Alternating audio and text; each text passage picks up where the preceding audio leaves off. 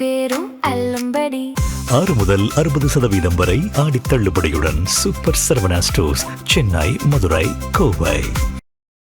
விஜயனுடைய மனச்சான்றும் அந்த இதுவும் அனிதா வீட்டுக்கு போன போது உண்மையிலே அந்த மனசார தான் அவர் போயிருந்தாரு. அது வந்து டிராமா இல்லை அப்படிங்கிறது உண்மையா இருந்தா இந்த நேரத்துக்கு அண்ணா ஹசாரே போராடின போது விஜய் போனார்ல, இந்த நேரத்துக்கு நீ அங்க போயிருக்கணும். தாவேக்கா தனியா கட்சி தொடங்கிட்டீங்கல்ல, தாவேக்கா தனியா கையெழுத்திக்க நடத்திருக்கலாமே. நீங்க தான் பெரிய ஸ்டார் ஆச்சே, உங்க மக்கள் தான் உங்களுக்காக எதை வேணாலும் விடுவாங்க, நீங்க மக்களுக்காக உயிரை விடுவீங்க, மக்களும் உங்களுக்காக எதை வேணாலும் விடுவாங்க அப்படிங்கிற மாதிரியான எமோஷன் இருக்குதா சொன்னா நீங்க அப்படியான போராட்டங்கள்ல மக்களை ஈடுபடுத்தவே இல்லை.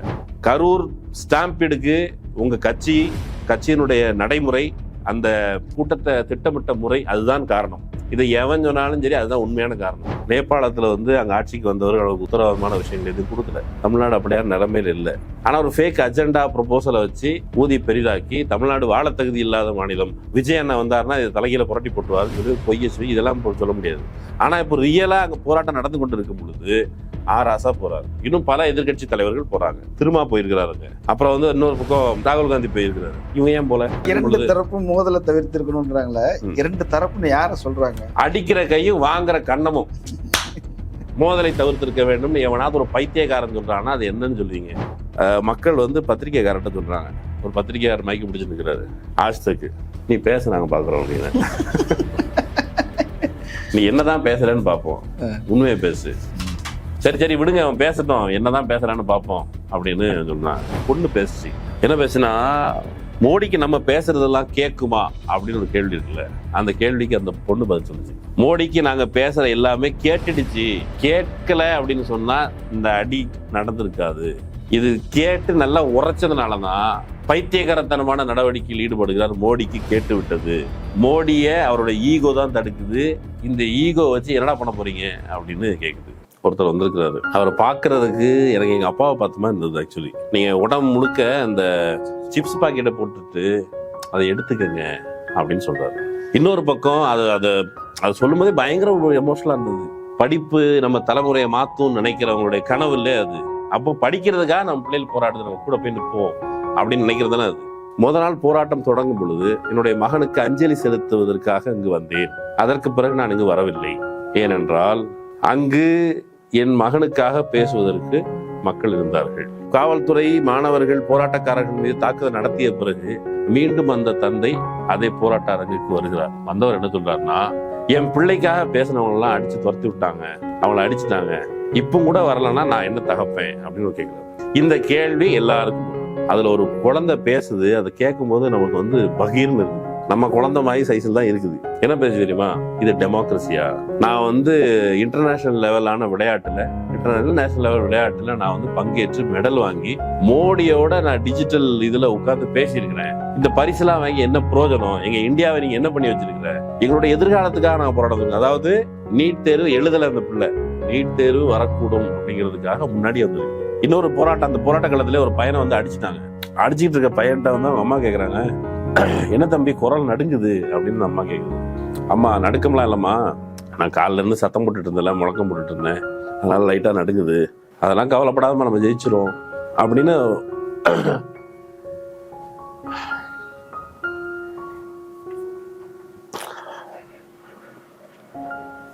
ஏன்டா அடிக்கிற அப்படின்னு கேட்கறது வன்முறை இல்லை. நீ வந்து லத்தில ஆணியை குத்தி வச்சு அடிக்கும் போது ஏன்டா அடிக்கிறேன்னு கூட கேட்கறேன்னா அது வந்து சொரண கெட்ட மக்கள் கூடி அவங்க எதுக்கு போராட போறாங்க? அடிக்கும் போது ஏன்டா அடிக்கிற அப்படின்னு கேட்கறது வந்து தவிர்க்க முடியாது. அப்போ இவ்வளவு பெரிய முறைகேட்டு நாங்க கேள்வி தானே கேட்கிறோம். ரைட் டு ஸ்பீச் நீ சொல்றியே, ரைட் டு ஸ்பீச் எங்களுக்கு உண்டா கிடையாதா? நாங்க அமைதியான முறையில தான் போராடணும். போராடுற எங்களை எதுக்கு அடிச்ச? இப்போ வந்து உங்க குழந்தைகளோட எதிர்காலத்திற்காக நாம் போராடல, நம்முடைய குழந்தைகளோட எதிர்காலத்துக்கு நாம் போராடணும்னா இன்னைக்கு இல்ல, வருங்காலத்துல நம்மளை ஏதாவது குழியில வச்சாங்க அப்படின்னு சொன்னா அந்த குழியில இருந்து எடுத்து வருங்காலம் நம்மளை காரி துப்பும். அரண்சை நண்பர்களுக்கு வணக்கம். அரண்சை ஊடகம் சுயேட்சையாக இயங்குவதற்காகவே உருவாக்கப்பட்டது. நாம் செய்கிற வேலை உண்மையிலேயே மக்களுக்காக செய்கிறோம் என்பதை நீங்கள் நம்பினால், வாய்ப்பு இருந்தால் இந்த ரேசர் பே QR கோடுக்குள்ளே நீங்கள் வந்து அதை ஸ்கேன் பண்ணி எங்களுக்கு உங்களால் இயன்றதை விருப்பம் இருந்தால் ஆதரவு தெரிவிக்கலாம். அரண்சை நேயர்களுக்கு வணக்கம். நான் மதன் நெறிவுலகன். இன்று நமது சிறப்பு விருந்தினர் தோழர் மகிழன் அவர்கள் நிறைய விஷயங்கள் வாதிக்க இருக்கிறோம். அவரை வரவேற்கலாம். வணக்கம் தோழர். வணக்கம். இப்போ டெல்லியில் நடக்கின்ற ஒரு போராட்டம், அது குறித்து நிறைய விஷயங்கள் போயிட்டு இருக்குது.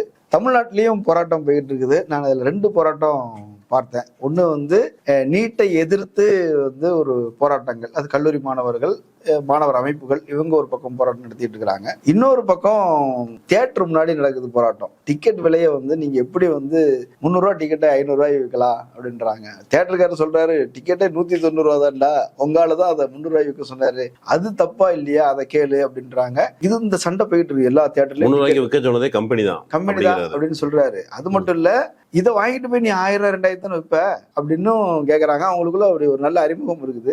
இதுக்கு முன்னாடி ஜனநாயகம் படம் ரிலீஸ் ஆகிறதா இருந்தபோது இது ஒண்ணு போயிட்டு இருக்குது.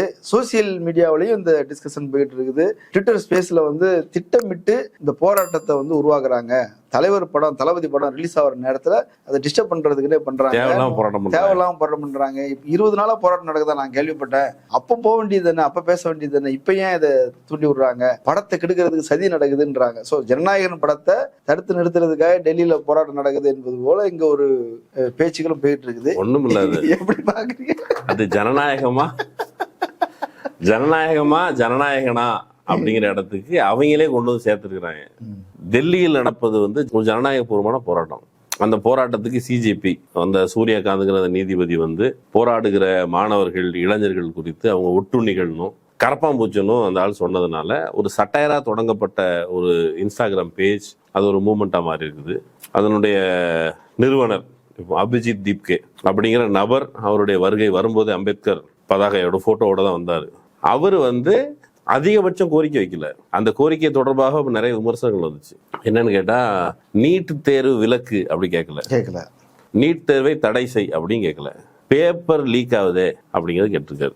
அதாவது முறைகேடு நடக்குது, அதை சரி பண்ணணும், தர்மேந்திர பிரதானம் வந்து நீக்கணும், அதுக்கப்புறம் பாதிக்கப்பட்டவர்களுக்கு இழப்பீடு கொடுக்கணும், இவ்வளவுதான் அதோடைய கோரிக்கை.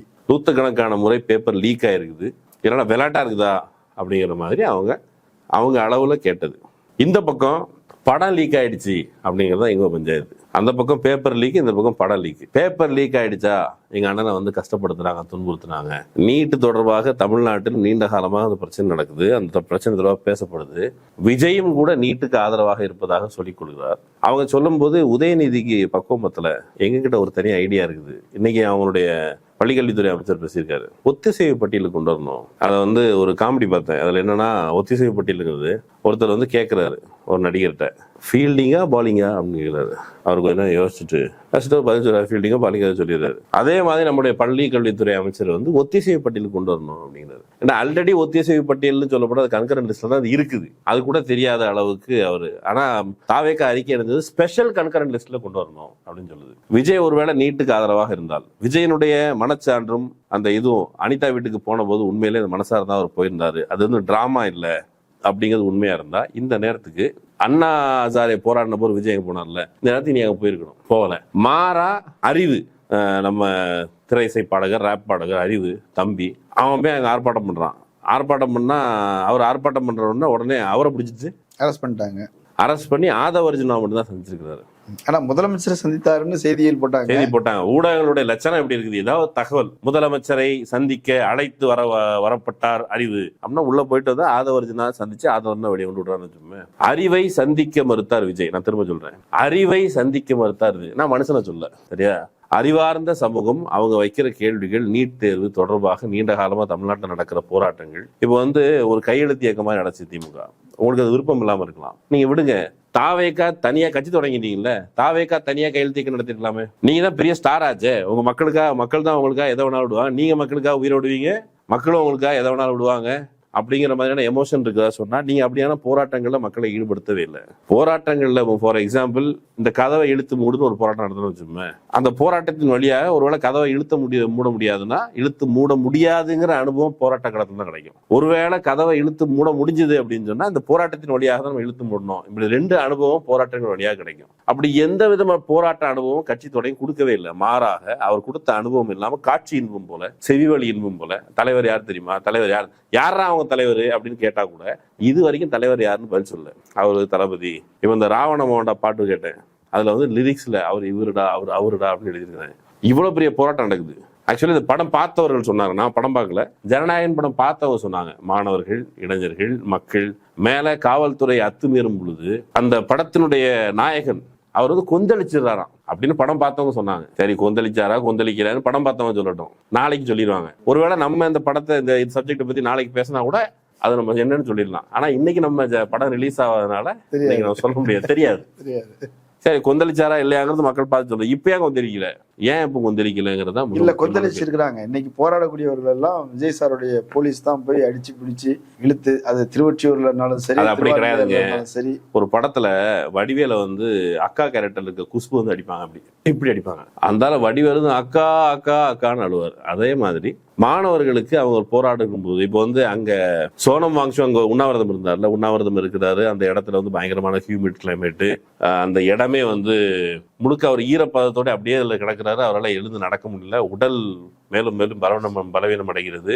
பலவீனம் அடைகிற உடலுக்கு எழுந்து கொஞ்சம் இயல்பா அது இயங்கணுங்க பிசியோதெரப்பி கொடுத்துருக்காங்க. தமிழ்நாட்டில் விஜய் போலீஸ் வந்து போராடுகிற மாணவர்களுக்கு உடம்பு வலிக்குமேனு கொடுத்தது பிசியோதெரப்பி தான். அது தடியெல்லாம் சட்டியை புடைச்சி இழுத்துறது இருக்குல்ல, அது வந்து மார்புக்கு ஒழுங்கா ஹார்ட் பீட் இருக்குதா அப்படின்னு அவங்க செக் பண்ணியிருக்கிறாங்க. கையை பிடிச்சி எழுதுது எல்லாமே அப்படியான ஒரு வகையான புது வகை பிசியோதெரப்பி அப்படின்னு சொன்னாலும் சொல்லுவாங்க. நமக்கு அவமானகரமான விஷயம் என்னன்னா, ஒரு பெரிய செக்ஷன் இப்படி ஒரு வீதியில இறங்கி இளைஞர்கள் மத்தியில் இவ்வளவு பெரிய போராட்டம் வழிநடத்தப்படுது டெல்லியில அப்படிங்கிற பொழுது இங்கே அது குறித்து பெரிய பிரஜை இல்லை. பிரஜை இல்லாத இருப்பதை உத்தரவாதம் செய்திருக்கிறார் விஜய் அல்லது அதை தாவேக்கா அவங்க கட்சி. அவங்களுக்கு அந்த படம் வந்து ரிலீஸ் ஆகி இப்ப அது வந்து நல்லபடியா பெரிய ஹிட் ஆகணும், ஒரு திருவிழா போல கொண்டாடணும்னு மொத்த கட்சி ஆட்சி எல்லாம் முடிவு பண்ணி இறங்கி இருக்கும் போது இப்படி ஒரு போராட்டம் அப்படின்னு ஒரு இடையூறா வருது இல்ல. ஆமா, அது இடையூறு. படம் ரிலீஸ் ஆகிற நேரத்துல இப்படி ஒரு இடையூறா வருது அப்படின்னும் போது அந்த கவலையில அவங்க இருக்கிறாங்கல்ல. என்னடா மானகட்ட கவலை இது. இப்போ எல்லார் வீட்லயும் குழந்தைகளுக்கு முதல் மதிப்பெண் பெற்ற மாணவர்களுக்கு பரிசு கொடுத்தார்ல விஜய். இப்போ நான் ஏற்கனவே இது பல முறை சொன்னதுதான். கிட்டத்தட்ட 20க்கும் மேற்பட்ட மாணவர்கள் வந்து அங்க இறந்து போயிருக்கிறாங்க, தற்கொலை பண்ணிருக்கிறாங்க. அதை வந்து ஒரு தகப்பன், விஜய் ஒரு தகப்பனா பாருங்க, என்னவா வேணாலும் பாருங்க, ஆனா ஒரு தகப்பன் அவர் பேசியிருக்கிறாரு. முதல் நாள் போராட்டம் தொடங்கும் பொழுது என்னுடைய மகனுக்கு அஞ்சலி செலுத்துவதற்காக இங்கு வந்தேன், அதற்கு பிறகு நான் இங்கு வரவில்லை. ஏனென்றால் அங்கு என் மகனுக்காக பேசுவதற்கு மக்கள் இருந்தார்கள். காவல்துறை மாணவர்கள் போராட்டக்காரர்கள் மீது தாக்குதல் நடத்திய பிறகு மீண்டும் அந்த தந்தை அதே போராட்ட அரங்குக்கு வருகிறார். வந்தவர் என்ன சொல்றாருன்னா, என் பிள்ளைக்காக பேசினவங்க எல்லாம் அடிச்சு துரத்தி விட்டாங்க, அவங்கள அடிச்சுட்டாங்க, இப்போ கூட வரலன்னா நான் என்ன தகப்பேன் அப்படின்னு கேட்கிறாரு. இந்த கேள்வி எல்லாருக்கும் வரும்.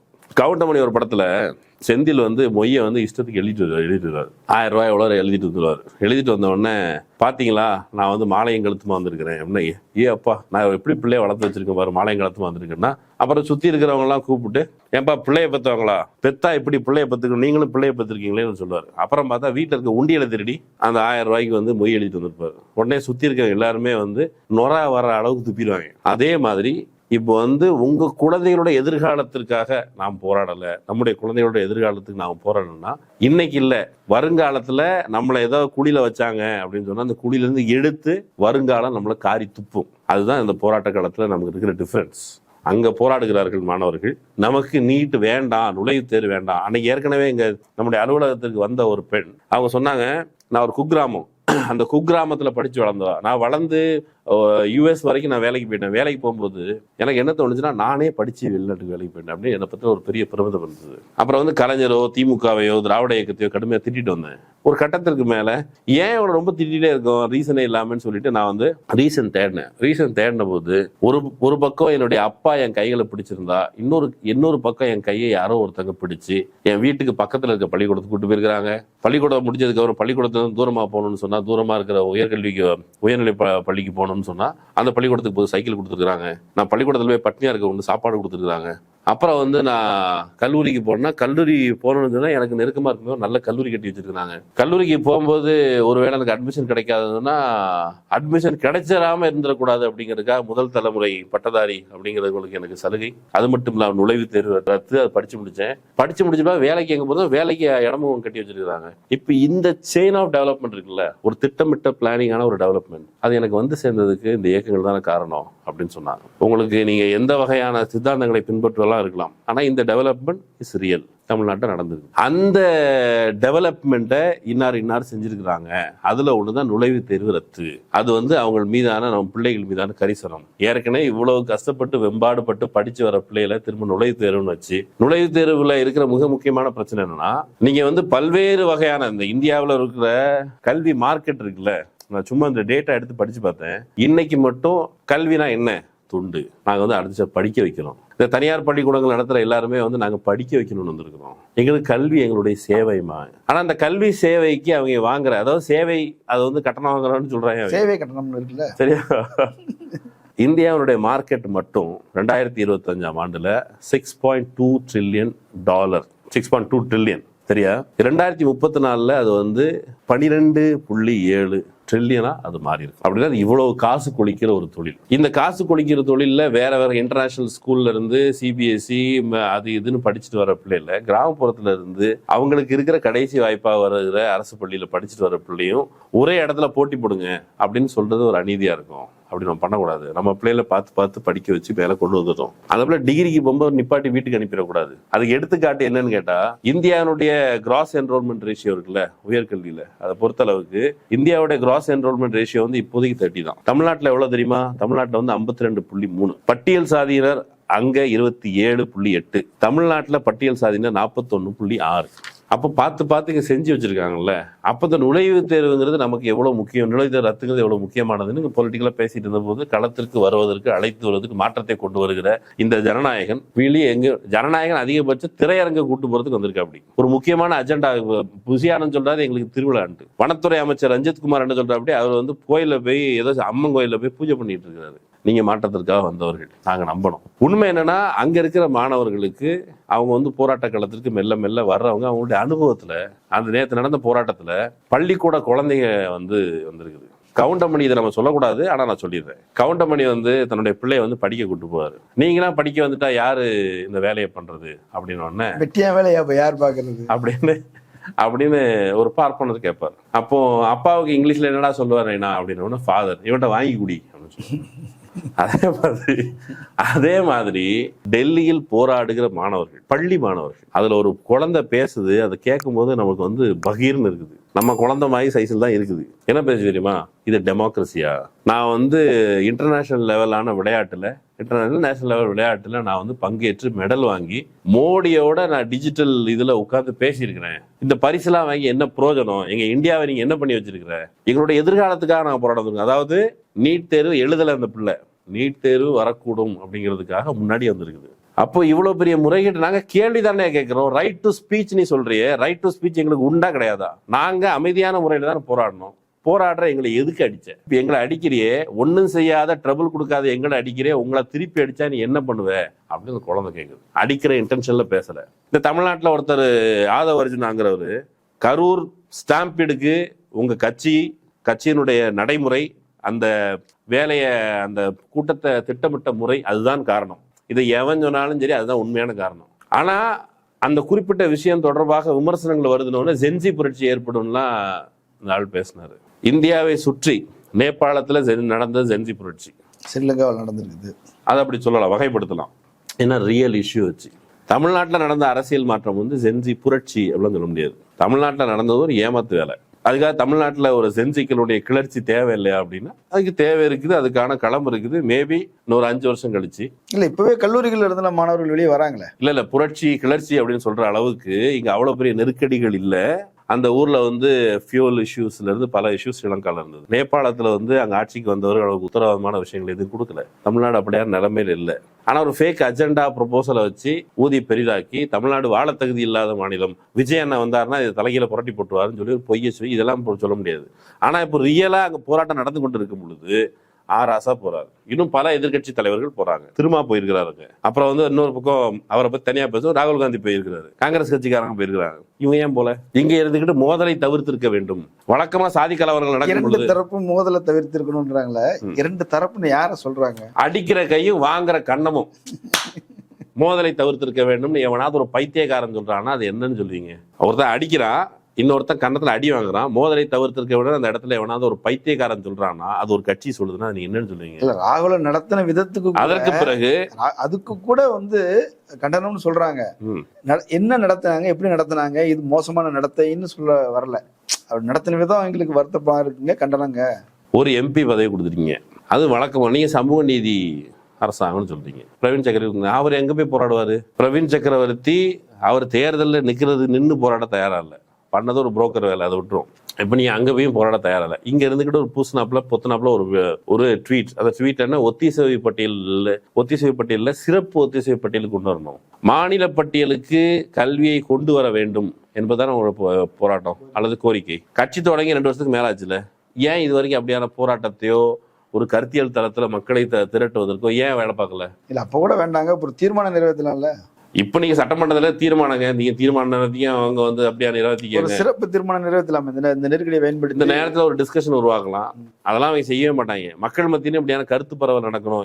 எங்க வீடியோவை நாங்க இப்ப சட்டமன்றத்துல பேசுறது எல்லாருமே உட்கார்ந்து பாக்குறாங்கன்னு தெரியுதுல்ல, உட்கார்ந்து பேசு. இல்ல இன்னொன்னு, நான் இந்த டெல்லி போராட்டத்துல ஒண்ணு பார்த்தேன். அது வந்து முதல்ல காக்ரோச் ஜனதா பார்ட்டி அவங்க தான் வந்து அந்த இளைஞர்கள் முன்னாடி வந்து தீவிரமா நிக்கிறாங்க. சோனம் வாங்சு உண்ணாவிரதம் இருந்தாரு, அவருக்கு ஆதரவா இருந்தாங்க. அப்புறம் அவர் அரெஸ்ட் பண்ணிட்டாங்கன்னு உடனே போராட்டம் தீவிரமடையுது. இப்போ நிலவரம் பார்த்தோம்னா இந்தியா முழுக்க இருந்து இளைஞர்கள் வந்து நிறைய பேர் டெல்லியை நோக்கி போறாங்க. அதுக்கப்புறம் பொதுமக்களுடைய ஆதரவு அப்படின்றது ஒரு ஒரு ஒரு அடுத்த லெவலுக்கு, அதுதான் முக்கியமானது. பொதுமக்கள் ஆதரவு தான். நீ காலைல ஒரு வீடியோ பார்த்தேன், அது உண்மையிலே ரொம்ப நெகிழ்ச்சியா இருந்தது.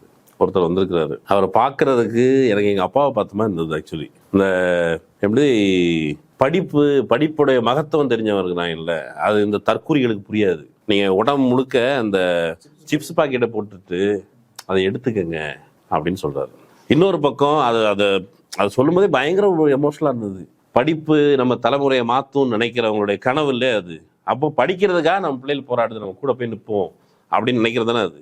அதே மாதிரி சாப்பாடு போய் கொடுத்தா சாப்பாடு கொடுக்குறவங்கள கண்காணிக்கிறாங்க அப்படின்னு மக்கள் வந்து ஸ்விக்கி ஜொமேட்டோவில் இப்போ இந்த எமர்ஜென்சி காலகட்டத்தில் பயங்கரமான நெருக்கடி வருது அப்படிங்கிற பொழுது அப்பவும் இலக்கியங்கள் படைக்கப்பட்டன, பத்திரிகைகள் நடந்து கொண்டது, தலைமறைவாக நடந்துட்டு இருந்துச்சு. அதனால் நீ என்ன தடை போட்டாலும் நடந்துட்டு தான் இருக்கும். அதுக்கு முயற்சிகள் எடுப்பாங்க, முன்முயற்சி எடுப்பாங்க, அதில் சிலர் பாதிக்கப்படுவாங்க. இன்னொரு தரப்பு அதை வந்து சுதந்திரத்தை வந்து இப்போ வந்து பாறையில் நீ விதைய போட்டாலும் அது முளைக்க தான் செய்யும். அதை வந்து அது முளைக்காமே போயிடும் அப்படின்னு கிடையாது. முளைக்கும் அப்படிங்கிறது ப்ராபபிலிட்டி கண்டிப்பாக உண்டு. ஸ்விக்கியில் கொண்டு போய் கொடுக்குறாங்க, சாப்பாடு கொண்டு தண்ணி அங்கே வந்து லோக்கலில் வந்து தண்ணி ஃபெசிலிட்டி இல்லைன்னா அந்த மக்கள் வந்து தண்ணி ஃபெசிலிட்டி கொடுக்குறாங்க. லோக்கலில் இருக்க குருத்வாரா மாதிரியான இடங்களில் வந்து தங்குறதுக்கு இடம் கொடுக்குறாங்க. இது வந்து மக்களுடைய பங்கேற்பு வர ஒரு அம்மா பேசுது, என் பிள்ளை வந்து நல்ல படிப்பான், அவனுக்காக நான் எதாவது இந்த தியாகமும் செய்ய தயாராக இருந்தோம். அவன் வந்து என்னுடைய வீடு கடை எல்லாத்தையும் விற்று அவனை படிக்கிறது வரைக்கும் முயற்சி பண்ணோம். பட் அந்த நீட் தேர்வில் அவனால் இது பண்ண முடியல. ஆனால் என் பிள்ளை சாகாமல் நாங்கள் வந்து அவனை காப்பாற்றி வச்சுருக்கிறோம்.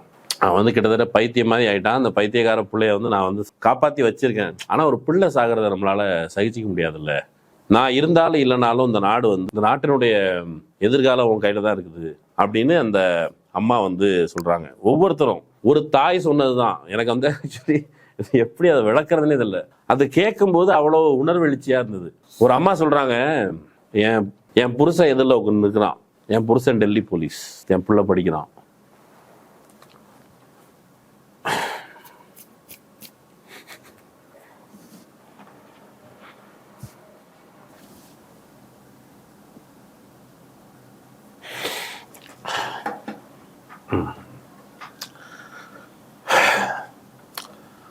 அந்த அம்மா சொல்லுது, என் புருஷன் போலீஸ், டெல்லி போலீஸு, என் புள்ள படிக்கணும். அந்த அம்மா சொல்லுது, அவர் அம்மாவுக்கு வந்து அந்த காலில் முள்ளு குத்துனா கூட சகிச்சிக்க முடியாது. ஆனால் இத்தனை பிள்ளைகளே சாவு கொடுத்துட்டு நிற்குன்னா எப்படி ஒரு தாயோடைய வழி தெரியும் அப்படின்னா, அது வந்து ஒரு வகையில் நான் ஏற்கனவே ஒரு தகப்பனை சொன்னேன். அந்த ஒரு தலைமுறை கனவை தாங்கி நிற்கிற அவங்களுடைய கனவு வந்து தெருவில் நிற்குது. என் கனவுக்கு பதில் சொல் அப்படின்னு மோடிட்ட கேட்கும் பொழுதுதான் அன்னைக்கு வந்து இன்னொரு போராட்டம், அந்த போராட்ட காலத்திலே ஒரு பையனை வந்து அடிச்சுக்கிட்டு இருக்க பையன்கிட்ட வந்து அவங்க அம்மா கேட்குறாங்க, என்ன தம்பி குரல் நடுங்குது அப்படின்னு அம்மா கேட்குது. அம்மா நடுக்கம்லாம் இல்லைம்மா, நான் காலிலேருந்து சத்தம் போட்டுட்டு இருந்தேன்ல, முழக்கம் போட்டுட்டு இருந்தேன், அதனால லைட்டாக நடுங்குது, அதெல்லாம் கவலைப்படாதம்மா நம்ம ஜெயிச்சிரும் அப்படின்னு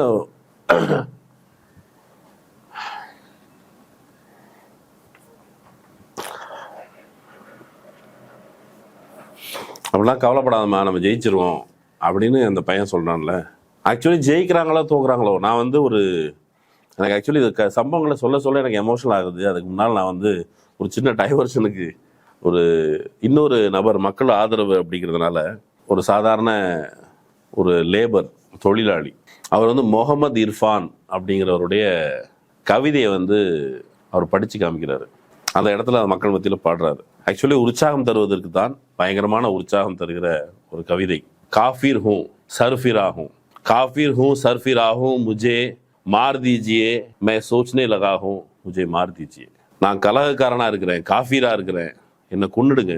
நான் சிந்திக்க தொடங்கிட்டேன், என்னை கொன்னுடுங்க. மனிதர்களை மதிக்கிறது தான் என்னோட மதம், நான் அதனால என்ன மதமற்றவன்னு சொல்றாங்க, என்னை கொன்னுடுங்க. கொலைக்கான காரணத்தை நான் கேட்க தொடங்கிட்டேன், எல்லமீறி டெம்பிள் இருக்குது, என்னை கொன்னுடுங்க.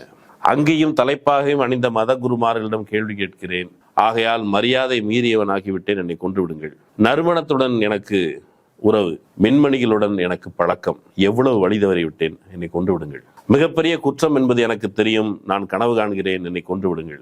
மதமற்றவன், ஆனால் உலகில் உள்ள எல்லா மதங்களையும் நான் மதிக்கிறேன், என்னை கொன்று விடுங்கள். அநீதி என்று வெளிப்படையாக சொல்கிறேன், இதுதான் என்னுடைய குற்றம். என்ன பெருங்கொடுமை செய்கிறேன் பாருங்கள், என்னை கொன்று விடுங்கள். உயிரோடு இருந்தால் எப்போதும் அன்பு செய்து கொண்டே இருப்பேன், வெளிப்படையாக சொல்கிறேன், என்னை கொன்று விடுங்கள். காயங்களை பகிர்பவர்களுக்குத்தான் வாழ்வதற்கான உரிமை இருக்கிறது, நானோ மலர்களை பகிர்கிறேன், என்னை கொன்று விடுங்கள். வெடிமருந்து அல்ல என் கொள்கை, வாழ்த்தும் பிரார்த்தனையுமே என் வழி, அனைவருக்கும் நன்மை வேண்டுகிறேன், என்னை கொண்டு விடுங்கள். இது ஒரு லேபர் பகிர்ந்தது. இப்போ அங்கே இருக்கிற எமோஷன் இதுதான். நீங்கள் ஒரு ஒரு பையன் அவன் பேசுகிறான், நான் ஒரு எலைட்டுங்க, எனக்கு எல்லா விதமான வசதி இருக்குது, உலகத்திலே சிறந்த பல்கலைக்கழகமான அந்த பல்கலைக்கழகத்தில் பெஸ்ட் 9th பல்கலைக்கழகத்தில் எனக்கு சீட்டு கிடைச்சிது. ஆனால் இவங்க பண்ண குளறுபடியால் எனக்கு இந்த சீட்டு பறி போயிடுச்சு. நான் எனக்கு ஆனால் ரீஎவல்யூஷன் பற்றிலாம் எனக்கு தெரியும், நான் போட்டுருவேன், நான் திரும்ப ஃபைட் பண்ணுவேன், என்னால் முடியும். ஆனால் சாதாரண வீட்டு குழந்தைகளுடைய வழி என்ன வருது? ஒரு பொண்ணு இந்த மாதிரி வீட்டில் தவறிடுச்சு, என்ட்ரன்ஸ் எக்ஸாம் எழுதுனா அந்த பிள்ளையை கட்டாயப்படுத்தி கல்யாணம் முடிச்சு வச்சுருவாங்க.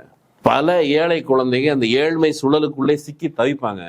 இது ஒரு ஆக்சுவலி நீங்கள் நிறைய கிளாஸஸ் இருக்குல்ல, நிறைய வர்க்கங்களில் ஒரு எலிட் செக்ஷன் கீழே இருக்கிற தன்னுடைய துயரின் காரணமாக கீழே இருக்கிற துயரையும் கனெக்ட் பண்ணிக்கிற ஒரு அற்புதம் இந்த இடத்துல நடக்குது. அது இன்னும் செய்யணும். இன்னொன்று, நம்ம தேஷ்பக்தன் யூடியூப் பார்த்துருப்போம், அவர் ரொம்ப சிறப்பாக ஆக்சுவலி எல்லா தரப்பும் விதவிதமாக நம்மளுடைய எமோஷனை வெளிப்படுத்துகிறாங்க. அதில் தேஷ்பக்த் யூடியூபர் நேரடியாக வந்திருக்கிறாரு. அவர் சொல்கிறாரு, இங்கே வந்திருக்கிறது அபிஜித் தீபிகாக இல்லை, வந்திருக்கிறது கல்வியை பற்றி பேசுறதுக்கு. நீண்ட காலமாக உள்ளிருந்த ஆதங்கத்தின் காரணமாக வந்திருக்கிறார்கள். வர்ற பத்திரிகைக்காரங்க சப்ஜெக்டை திசை திருப்பாதீங்க அப்படின்னு பத்திரிகையாளர் அவங்க போய் கேட்குறாரு. 2-3 சம்பவம் நடந்துச்சு. ஒரு சம்பவத்தில் என்னன்னு கேட்டால், மக்கள் பத்திரிகைக்காரர்கிட்ட சொல்கிறாங்க, ஒரு பத்திரிகையாளர் மைக்கு பிடிச்சி நிற்கிறாரு, ஆஜ்தக்கு நீ பேச நாங்கள் பார்க்குறோம் அப்படின்னு. நீ என்னதான் பேசுறேன்னு பார்ப்போம், உண்மையை பேசு. சரி விடுங்க, அவன் பேசட்டும், என்னதான் பேசுறான்னு பார்ப்போம் அப்படின்னு சொன்னான். என்டிடிவி பத்திரிகையாளர் அங்க நின்று பேச முயற்சி பண்ணது ஒரு பெண். கோடி மீடியா ஹாய் ஹாய், கோடி மீடியா ஹாய் ஹாய்ன்னு துரத்தி விட்டாங்க. கிட்டத்தட்ட எல்லாத்தையும் ஆஃப் பண்ணிட்டு வயரெல்லாம் பிடிக்கிட்டு போயிட்டாங்க. மை கேட்கறோம் அப்படின்னு சொல்லி கேட்டுச்சு பக்கத்துல. என்ன பண்றது, நான் என்ன பண்றது அப்படின்னு கேட்டுச்சு. அப்படி கிட்டத்தட்ட மக்களுடைய உணர்வு தெரிக்க விடுறாங்க. அதுல ஒரு பொண்ணு பேசுச்சு, அது ரொம்ப என்லைட்டடா பேசுச்சு. என்ன பேசுனா, மோடிக்கு நம்ம பேசுறதெல்லாம் கேட்குமா அப்படின்னு ஒரு கேள்வி இருக்குல்ல, அந்த கேள்விக்கு அந்த பொண்ணு பதில் சொல்லுச்சு, மோடிக்கு நாங்க பேசுற எல்லாமே கேட்டுடுச்சு, கேட்கல அப்படின்னு சொன்னா இந்த அடி நடந்திருக்காது. இது கேட்டு நல்லா உரைச்சதுனாலதான் இப்போ ஒரு பைத்தியகரத்தனமான நடவடிக்கையில் ஈடுபடுகிறார். மோடிக்கு கேட்டு விட்டது. மோடியை அவரோட ஈகோ தான் தடுக்குது, தர்மேந்திர பிரதானுக்கு ஈகோ தான் தடுக்குது. இந்த ஈகோ வச்சு என்னடா பண்ண போறீங்க அப்படின்னு கேக்குது.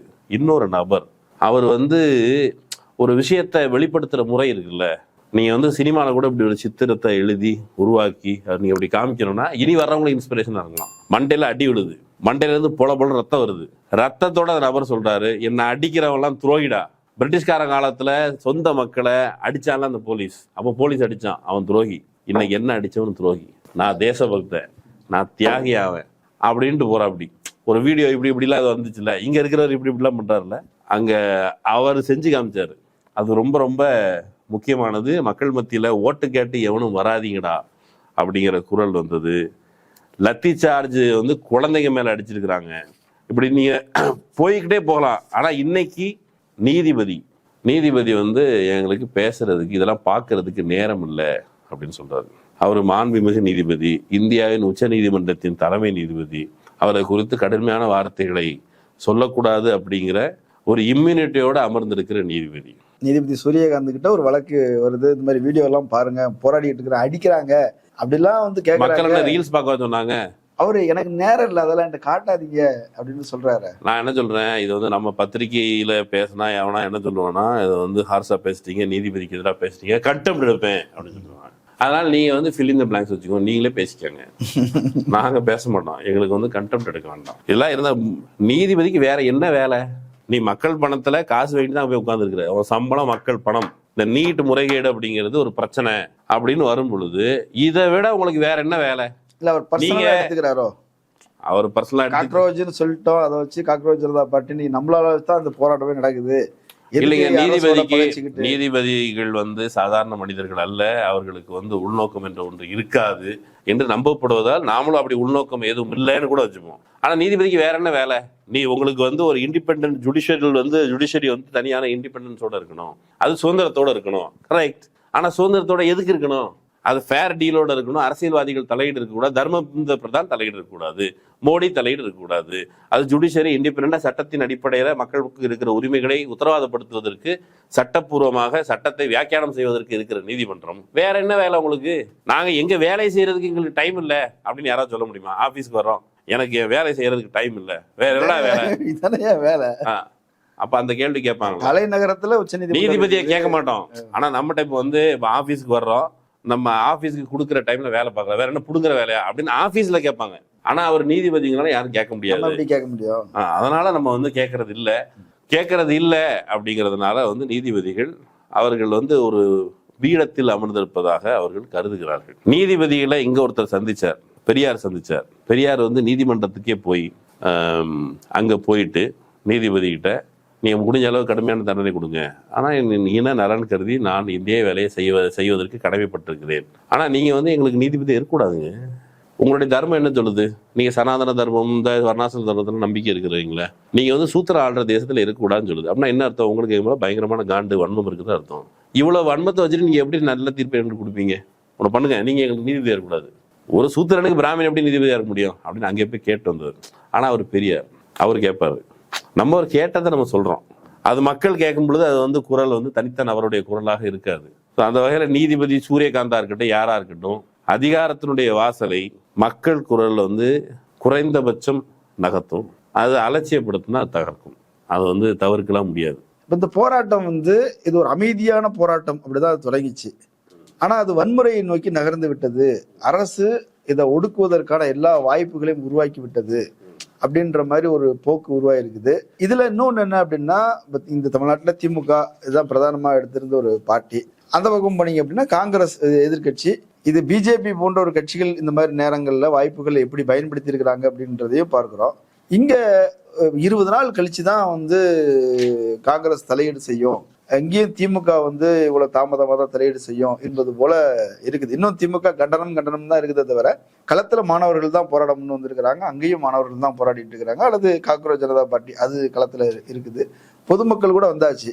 இந்த கட்சிகளுக்கு என்ன வேற என்ன, ஏன் இவ்வளவு தயக்கத்துல இருக்கிறாங்க? இவங்க கூப்பிட்டா மக்கள் வரமாட்டாங்க, ஒதுக்கிடுவாங்க அப்படின்னு நினைக்கிறாங்களா? பொதுவாக ரொம்ப நீண்ட காலமாக நடக்கிற போராட்டங்கள், பிரபலமான போராட்டங்கள் இருக்கும்போது அரசியல் கட்சிகள் வெளியே இருக்கணும், அரசியல் கட்சிகள் சாயல் வேண்டாம்னு கோரிக்கைகள் வைக்கிறது மாணவர்களே ஒரு வாடிக்கை மாதிரி ஆயிடுச்சுப்போம். நம்ம பார்த்துருக்கிறோம்ல, அரசியல் நீக்கம் வேண்டாம், அரசியல் நீக்கம் செய்யப்பட்ட ஒரு போராட்டம், அரசியலே வேண்டாம், கொச்சி கொடியே வேண்டாம், அப்படி ஒரு மூடுக்கு இளைஞர்கள் வந்துட்டாங்க. அந்த அரபு வசந்தம் ட்ரெண்டு அப்படி இப்படின்னு வந்துருச்சு. அது ஒரு பக்கம் இருக்க, இப்போ இந்த போராட்டங்கிறது களத்துல இருந்து போராட்டம் மட்டும் இல்ல. நீங்க ஏகே ராஜன் கமிட்டி அறிக்கை போட்டாங்க, அறிக்கை போட்டு அறிக்கையினுடைய ஒரு பகுதியில வந்து இந்தியன் மெடிக்கல் கவுன்சில்ல இருந்து வெளியே வரணும்னு ஒரு பரிந்துரை இருந்தது. ஆனா இங்க இருக்கிற நம்ம சக்திகள், போராட்ட சக்திகள் அதை வந்து முன்னெடுத்திருக்கணும், அதை வந்து திமுகவுக்கு சேர்த்து வலியுறுத்தி இருக்கணும். அந்த வேலையை நம்ம முன்னாடி செஞ்சிருந்தா தமிழ்நாடு குறைந்தபட்சம் நீட்டிலிருந்து விலக்கப்பட்டிருக்கலாம். ஆனா கீழே போராட்ட உணர்வு அப்படிங்கிறது எந்த மட்டத்தில் இருக்கு அப்படிங்கிறது அது கேள்விக்குரியது. நீங்க ஏற்கனவே கேட்டதுல இன்னொன்று வந்து அமைதி வழியில் தானே போராட்டம் நடந்துச்சு. ஆமா, அமைதி வழியிலும் போராட்டம் நடந்துச்சு. இப்போ வரைக்கும் அமைதி வழியிலும் போராட்டம் நடக்குது. ஏன்டா அடிக்கிற அப்படின்னு கேட்கறது வன்முறை இல்லை. நீ வந்து லத்தில ஆணியை குத்தி வச்சு அடிக்கும்போது ஏன்டா அடிக்கிறேன்னு கூட கேட்கறேன்னா அது வந்து சொரண கெட்ட மக்கள் கூடி அவங்க எதுக்கு போராட போறாங்க?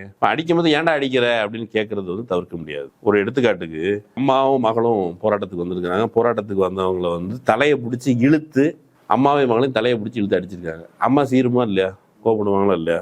அதுக்கு பிறகு அந்த 12வது படிக்கிற ஒரு பொண்ணு, அந்த பொண்ணு பேர் கிருஷ்ணா, அந்த பிள்ளையோட தலையை பிடிச்சி இழுத்து அடிச்சிருக்கிறாங்க. அந்த பிள்ளை ஒரு கேள்வி கேட்குது, போலீஸ் வந்து என்னை பாதுகாக்கும் அப்படின்னு நினைச்சிருந்தேன், ஆனா நேத்து அவங்க என் தலைமை பிடிச்சி இழுத்து ஜெயிலுக்கு போகணும்னு சொன்னாங்க அவன் போலீஸ் வந்து மக்களை பாதுகாக்காதா அப்படிங்கிற ஒரு அனுபவம். இப்போ வந்து லெனின் சொல்லும்போது standing army and police are chief instrument of state power, அரசனுடைய ஒடுக்கும் கருவி அப்படின்னு அவர் சொல்றாருல்ல.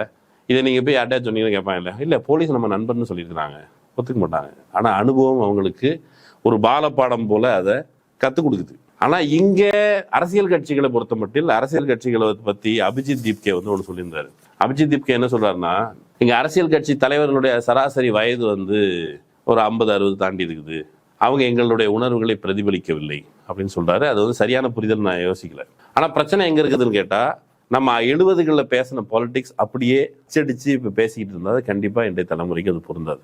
மேபி இந்த போராட்டத்துல கோரிக்கையில நீங்க எதிர்பார்க்கிற அந்த ஹைட்டு, நீட்டை தடை செய் அப்படிங்கிற கோரிக்கை இல்லாம இருக்கலாம். ஆனா நீட்ல இருக்கிற முறைகேடை அம்பலப்படுத்தணும்னு போனாங்கல்ல, அந்த ப்ராசஸ்ல நீங்க அடிஷனலா அந்த கோரிக்கையை விரிவுபடுத்துவதற்கு நீங்க அதுக்கு ஆலோசனை செய்யலாம், பரிந்துரை செய்யலாம்.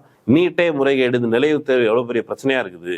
பட்டியல் வகுப்பு மாணவர்கள், பழங்குடிகள், கிராமப்புறத்தில் இருந்த ஏழை மாணவர்கள், இவங்களெல்லாம் விளக்குற மாதிரியான ஒரு சிஸ்டம் இது.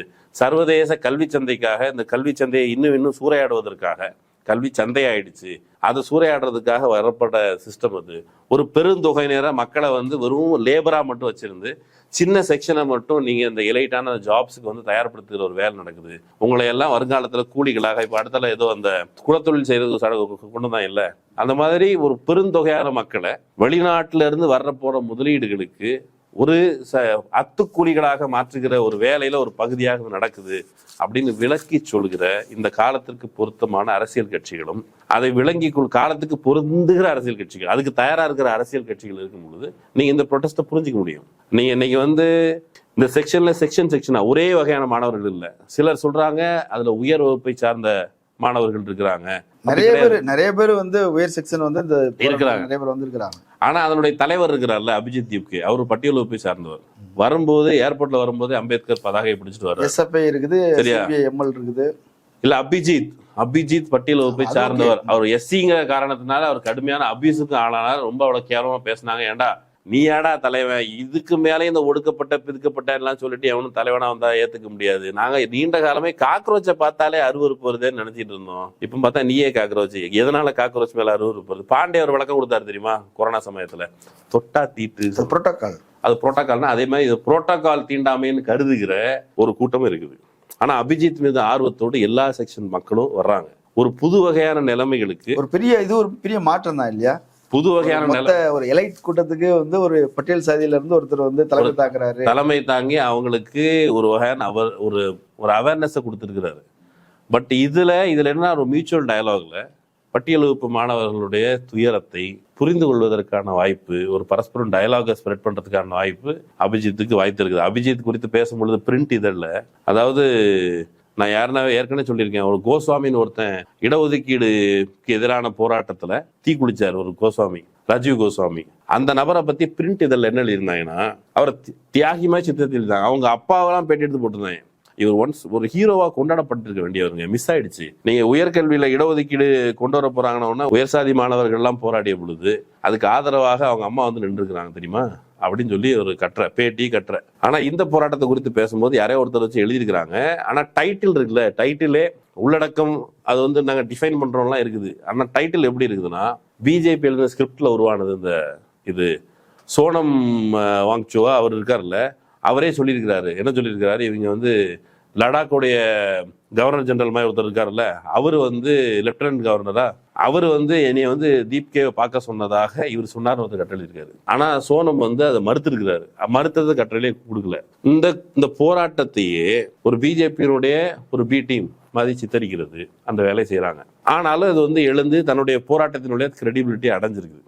இன்னொரு பக்கம் ராகுல் காந்தி போன்றவர்கள், ஒருவேளை நீங்க யோசிச்சு பாருங்க, நம்ம இன்னைக்கு கவனிக்க வேண்டிய ஒரே விஷயம், ஒருவேளை இந்தியா கூட்டணியில டிஎம்கேவும் சேர்ந்து இருந்து இன்னைக்கு இந்த போராட்டம் நடந்து கொண்டிருந்தால் இந்த போராட்டம் இவ்வளவு ரெடியூஸ்டான வருஷம் நடந்திருக்காது. அப்போ நாம இந்த புதிய நிலைமையில கவனிக்க வேண்டியது இன்னொரு விஷயமும், பிஜேபி எதிர்ப்பு அப்படிங்கிறதுல இன்டெகிரல் பார்ட் டிஎம்கே.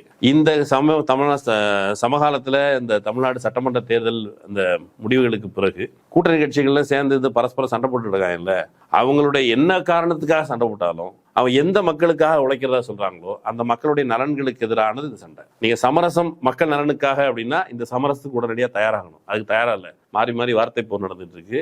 இதை தங்களுடைய குரலாக மாறாத எந்த கட்சியையும் கட்சி தலைவர்களையும் இன்னைக்கு புதிதாக வந்திருக்க தலைமுறை தங்களுடைய தலைவர்களாக ஏற்காது. புதிய தலைவர்களை தேட தொடங்கும். அப்போ அவங்க காராவதி ஆகாம இருக்கிறதுக்கு இவங்க போடுற சத்தத்தை ஒற்றுமையா நில்லுங்க, எங்க முன்னால இவ்வளவு பெரிய எதிரி நிற்கிறான், இவனை ஃபைட் பண்றதுக்கு உங்களுடைய கரங்கள் தேவை, சேர்ந்து வாருங்கள் அப்படின்னு சொல்லி இந்த தலைவர்களை அந்த மக்கள் கேட்குறாங்க. சேர்ந்து வர மாட்டோம், நாங்கள் தனித்தனியாக அவங்கள வந்து பார்க்குறோம் அப்படின்னு சொன்னால் அவங்கள ரீப்ளேஸ் பண்ணுறதுக்கும் மக்கள் யோசிப்பாங்க. அந்த காலத்தை நம்ம புரிஞ்சுக்கணும், அதை குறித்து யோசிக்கணும், அந்த காலத்தின் குரலை கேட்கணும் அப்படிங்கிறது தான் நம்முடைய விருப்பம். மிக முக்கியமான விஷயங்களை பேசியிருக்கிறோம். மக்கள் அதை பரிசீலிக்கட்டும். கலந்து கொண்ட கருத்துக்களை பகிர்ந்தமைக்கு நன்றி. நன்றி. நேரில் மற்றொரு விருந்தினரோடு மீண்டும் சந்திக்கலாம். நன்றி.